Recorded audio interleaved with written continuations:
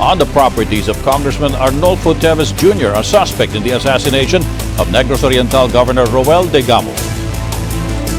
Japan sends a team of experts to the Philippines to help clean up the oil spill in Oriental Mindoro province.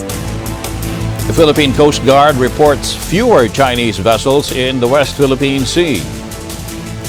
And at least 7 people are killed in a mass shooting in Hamburg in Germany.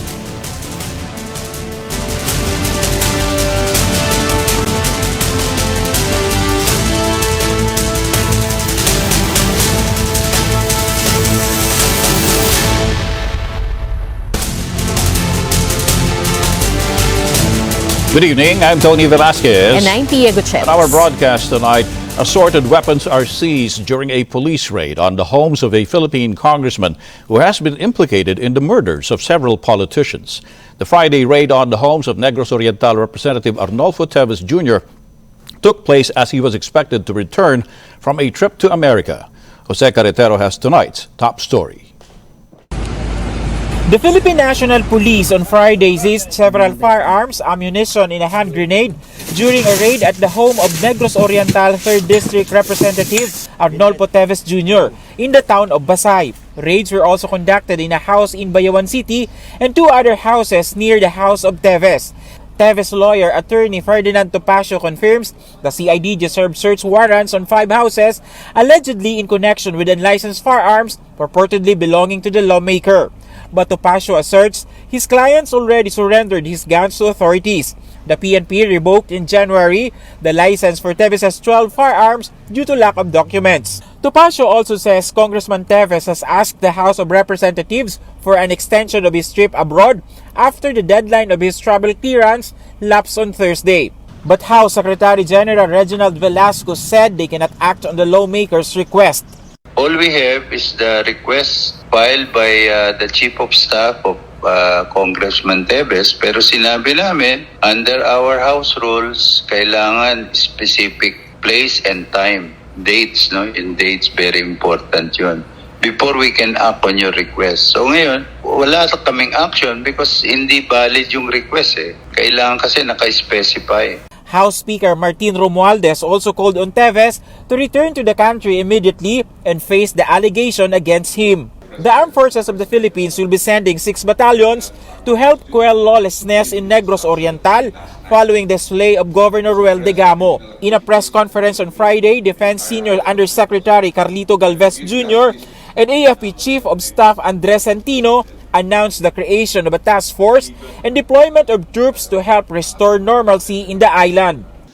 The President also issued verbal orders to create a joint task force composed of 2 brigades and 6 battalions to step up with the joint AFP-PNP operations and carry out the President's directive. Also, we have just deployed a 50-man specially trained strong light reaction company to monitor the remaining suspects. As the President had said, that we will give justice to the family. Centino said they might install checkpoints to help arrest remaining suspects in the Degamo slay, but clarified that there will be no restrictions of movement. Curfews will also not be implemented. Meanwhile, friends, family, and supporters continue to pay respects to the slain governor at the provincial capital. Among them, Cebu Governor Gwen Garcia. Jose Carretero, ABS-CBN News. The Philippine Justice Secretary says Congressman Teves has already left the United States and is on his way home to the Philippines. The Philippine Justice Department is evaluating 10 other killings that reportedly took place in Negros Oriental province. Justice Secretary Jesus Crispin Remulla says he received reports on the killings while visiting the wake of the province's slain governor, Roel Degamo. I think that a lot of other people are coming out with information about past cases, but we have to process them properly. We have to look at the evidence, we have to look at the statements, but we will look at them one by one. The Philippine Justice Secretary says the arrested suspects in the Degamo murder case will receive government assistance along with their families. Secretary Jesus Remulla says they can already be given aid even though they have to be formally admitted to the government's witness protection program. I gave instructions to assist the families of the suspects because that's the way the law works. We have to not play favorites. We have to be even to everybody, and you have to give a little comfort zone to the people who are charged with a crime, and hopefully that will soften them up to be able to reveal more facts about the case. The Philippine National Police arrests 3 more suspects in the February 17th ambush of Lanao del Sur Governor Mamintal Adiong Jr.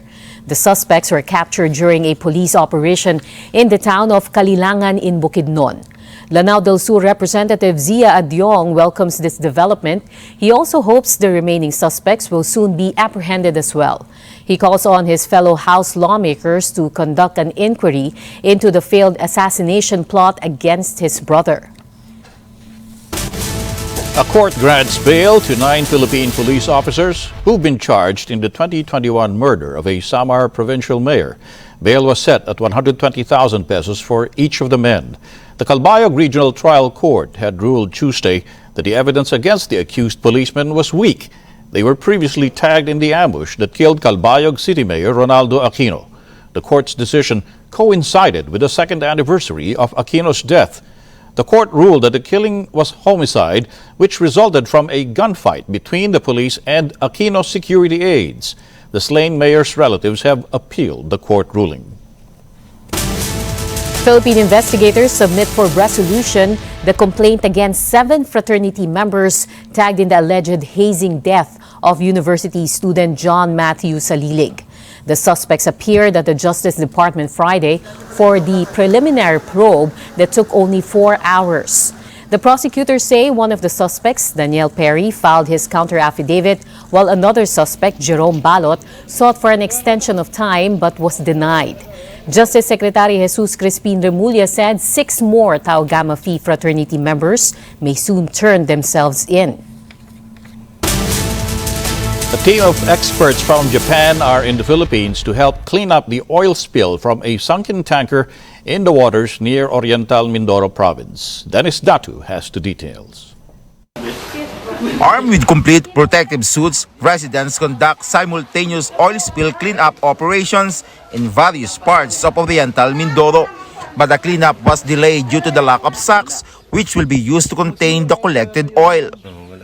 Dapat ang mag-provide si Harbor Star kasi yun ang usapan sa meeting kahapon na lahat ng gamit na kailangan dito sila ang mag-provide. The cleanup activity was only done in 4 barangays where the air quality is considered safe based on a test conducted by the DENR. Most of the participants are fisherfolk whose livelihoods have been affected by the oil spill. They will be paid minimum wage by the contractor topped by the owner of the sunken vessel and the government under the Cash for Work program. Oriental Mindoro Governor Humerlito Dolor said there are many volunteers, but the governor said residents whose livelihoods are affected by the oil spill will be prioritized. 19,556 families all over Mindoro from Nauhan to Bulalakaw. Ito po ang mga apektadong mamamayan namin. At yun pong bawat pamilya na yung kailangang kumain habang hindi pwedeng mangisda. Meanwhile, a team of experts on disaster relief from Japan arrived in Manila Friday. The group will support the investigation of the extent of damage and guide the ongoing oil removal and control activities. They were welcomed by the Philippine Coast Guard. The team, led by the Minister of Economic Affairs of the Embassy of Japan in the Philippines, is composed 5 personnel from the Japan Coast Guard, 2 from the Embassy of Japan in the Philippines, and 1 from the Japan International Cooperation Agency. We effort to give an assistance to Philippine authorities in tackling the disaster. And this cooperation and collaboration or joint cooperation is surely based on our historical, traditional, and long-lasting bilateral friendship between the Philippines and Japan. And also, in particular, it is based on the long-lasting collaboration or strong ties between the PCC and Japan Coast Guard over the past decades. I would appreciate it we could give maximum effort to do this job, to do this operation, and we are determined to make our every effort to combat this disaster, to mitigate the impact and save the ocean. Governor Dulol also ordered the most vulnerable, including senior citizens, pregnant women, children, and those who have respiratory diseases, to be at least 100 meters away from the oil spill sites. Mandatory evacuation will be imposed on areas that will fail the air quality test. Toxicologist experts from the Batangas Medical Center have already arrived in the town of Pola. Meron tayo po mga toxicologists mula sa Batangas Medical Center. Tatlong expert from Batangas Medical Center nandito. Isa-isa ang pag-check nila to determine. Expecting more than 83 sa nakikita ko kaninang way ng pagkakahalayhay nila ng check-up ng mga tao. The oil spill has also reached Taytay, Palawan. The town is at least 300 kilometers away from Negros Oriental, Mindoro, where the empty Princess Empress capsized. This prompted the Philippine Coast Guard to immediately conduct a cleanup drive. Dennis Datu, ABS-CBN News, Pola, Oriental, Mindoro. The Philippine Coast Guard spots fewer Chinese vessels in the West Philippine Sea after previously reporting their presence in the area. But the Coast Guard plane that conducted the patrol over the area still received radio warnings from their Chinese counterparts. Jackie Manabat reports. Security of China Reef, leave immediately at the King Fall, so as to avoid enemies already. Chinese, sir. Pinapaalis tayo, sir. The Philippine Coast Guard was radio challenged by the China Coast Guard as it flew over Philippine territorial waters Thursday morning. The flight is a maritime domain awareness mission with members of the media on board.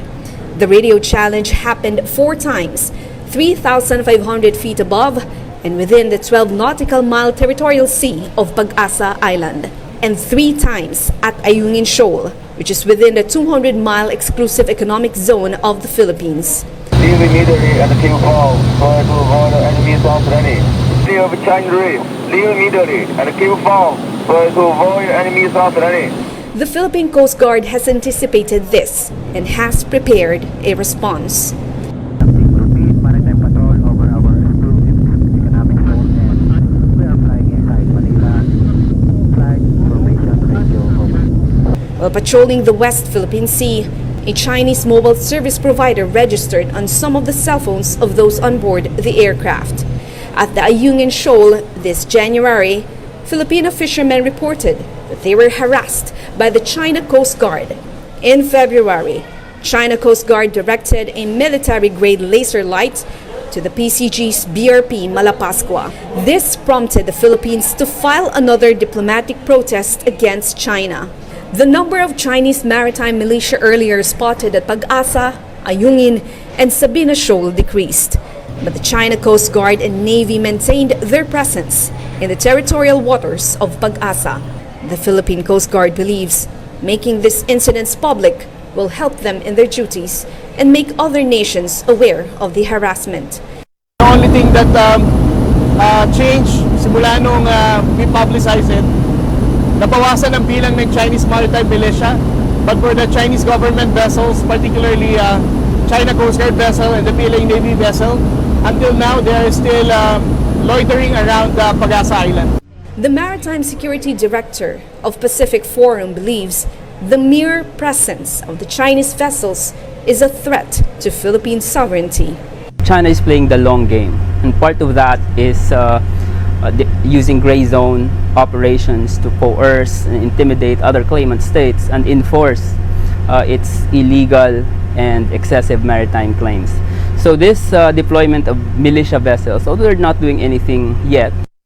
Aside from the United States, Japan, and Australia, other nations such as Canada, Germany, United Kingdom, and Denmark have expressed their support to the Philippines on the issue of China's bullying incidents at the West Philippine Sea. China is asked to respect and follow the international law, including the United Nations Convention on the Law of the Sea, or UNCLOS, and the 2016 arbitral ruling. Jackie Manabat, ABS-CBN News. Beijing's embassy in Manila chides the U.S. for supposedly discrediting economic ties between the Philippines and China. The embassy issued a statement Friday after visiting U.S. State Department official Victoria Nuland questioned if Beijing's economic pledges had generated jobs for Filipinos. The Chinese embassy sought to counter that claim. It said the partnership between Manila and Beijing has facilitated 40 public projects. It pointed out that China is the Philippines' largest trading partner and its third biggest source of foreign investments. The embassy also hit the expansion of Washington's defense cooperation deal with Manila. It said the military alliance of the two countries poses a threat to regional peace and stability. Philippine aviation authorities arrive in Isabela province to examine the wreckage of a Cessna plane that was found more than a month after it went missing in January. Anjo Bagawisan with the details. Investigators from the Aircraft Accident Investigation and Inquiry Board of the Civil Aviation Authority of the Philippines have arrived in Isabela on Friday to begin their probe into what led to the crash of the Cessna 206 plane that went missing on January 24th and was found on Thursday. The CAAP said the wreckage site in Divilacan town on the slopes of the Sierra Madre mountain range has been secured by a team of locals and the military and awaits the investigating team who will travel from Cauayan City. One of the plane parts they plan to get hold of is the emergency locator transmitter that would help explain why no distress signal was sent from the Cessna plane. Another question they hope to answer, did bad weather force the pilot to deviate from his flight path to Macunacuan Airport? Yan po ang ating mga dapat tingnan dyan. Ano po ba ang mga nangyari? So mahalaga pong makuha natin lahat yung mga parts niyan para po mapag-aralan. Relatives of the plane's passengers have also arrived in Cauayan City, anticipating the recovery of their bodies. Some say they are grateful that their wait during the search has finally ended, but others feel regret that they should not have waited that long. Natutuwa, ma'am, at nagpapasalamat ako sa lahat ng mga tumulong dyan sa amin. Relatives, mga emergency, LGUs, Dibilacan Macunacuan, na nahanap nila yung kapatid ko sa tulong ng panalangin ng bawat isa. Nabawasan naman yung sakit at upset pa rin sa nangyayari kasi napakatagal, napakabagal. Isabela's incident management team along with the CAAP have said the 44-day search for the wreckage was hampered by conditions in the area, including the cloudy and unpredictable weather in the slopes that at times have caused operations to be called off.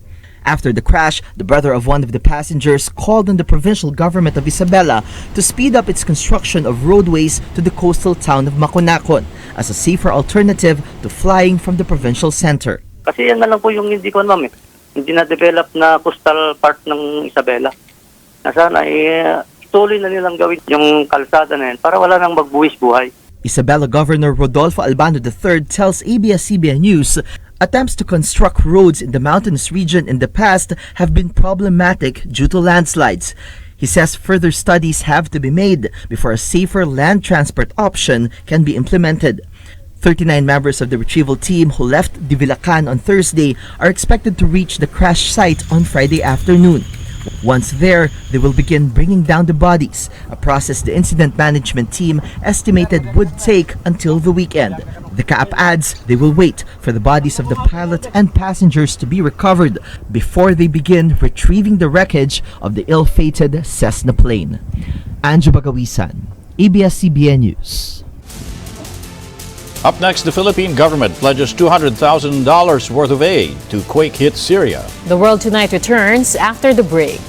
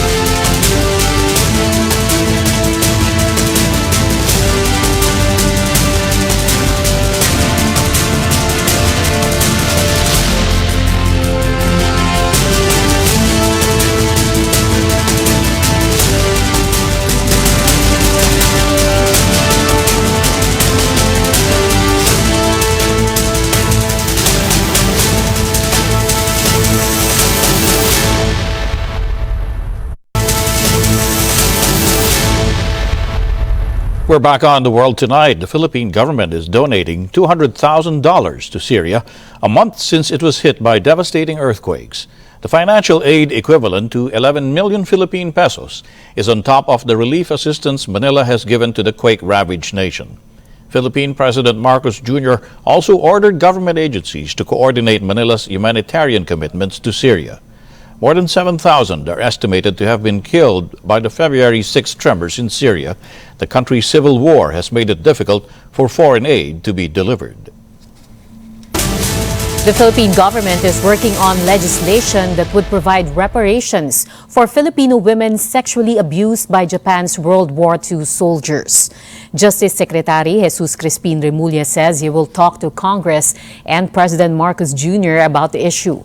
Remulla asserts the time to give reparations to the abused women is fast running out. That's history, something that is common to, most known to us, and ang sense naman dyan, syempre, we never want justice to be too late kasi ilan na lang nabubuhay sa kanila. Kaya sana mahabol pa natin. A landmark decision by a UN committee Thursday blamed the Philippine government for failing to aid the so-called comfort women. Philippine President Marcos Jr. calls for reforms to make the country's election system more reliable. He spoke Friday at the closing ceremony of an election summit organized by the Philippine Election Commission. Marcos Jr. urged the participants to be open to recommendations of experts and voters. The president said he's willing to consider proposals to integrate voter education in the K-12 curriculum. Now that we use modern technologies to advance and make our election system more reliable, I am sure that we can implement positive reforms and make the election result transmission faster and maintain its accuracy. Suspended Bureau of Corrections Director General Gerald Bantag shared the same stage with President Bongbong Marcos Friday as the chief executive led the graduation rites of 200 cadets of the Philippine National Police Academy in Cavite. One of the graduates was Bantag's son, Seal Bautista Bantag. Though Bantag was not able to speak to the president, he's hoping to return to the Bucor, stressing he has yet to be dismissed. Bantag is facing murder charges for the killing of broadcaster Percy Lapid and alleged middleman June Villamor. Alam mo, hindi pa naman ako tapos as Director General doon. Hindi pa ako nadidismiss. Hinihintay ko lang at nire-respeto ko kung anong maging desisyon ng ating mahal na Pangulo. Bantag's son, meanwhile, says he's not bothered by the controversies hounding his father. Lalo lang po akong ginanahan para mapakita ko kung ano ang kayang gawin ng graduate ng PNP. Marami po akong idol nun na mga nasa in-service. Lalo na sa BFP po dahil sa nagliligtas sila gamit yung physical na katawan.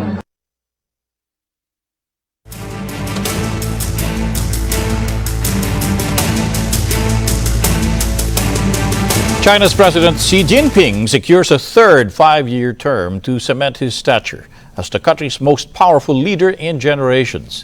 Nearly 3,000 members of China's parliament voted unanimously for Xi, who ran unopposed. He will next approve officials to be appointed or elected to top cabinet positions. Premier in waiting Li Qiang is expected to be named to China's number 2 post. Russia unleashes a barrage of high-precision missile strikes in Ukraine. The strikes killed at least 9 people and triggered power cuts in several areas, including at Europe's biggest nuclear power plant. Russia said the strikes were in retaliation for a border incursion earlier this month where alleged Ukrainian nationalists killed 2 civilians. Kyiv has denied that accusation. The goal of the strike has been achieved. All the targets have been hit. As a result of the strike, UAV bases were destroyed, transfer of reserves and transportation by train of foreign equipment were thwarted. 7 persons are killed and 8 others wounded by a gunman who attacked a Jehovah's Witness church in Hamburg, Germany. The Interior Minister says the dead include an unborn child. Police say the gunman killed himself after the attack. They believe there could be more than one assailant. An investigation is underway to determine the motive. I cannot give any information on the background at the moment. This is all still speculation. We have no indications that a perpetrator is on the run, but rather indications that the perpetrator is possibly in the building, possibly even among the dead.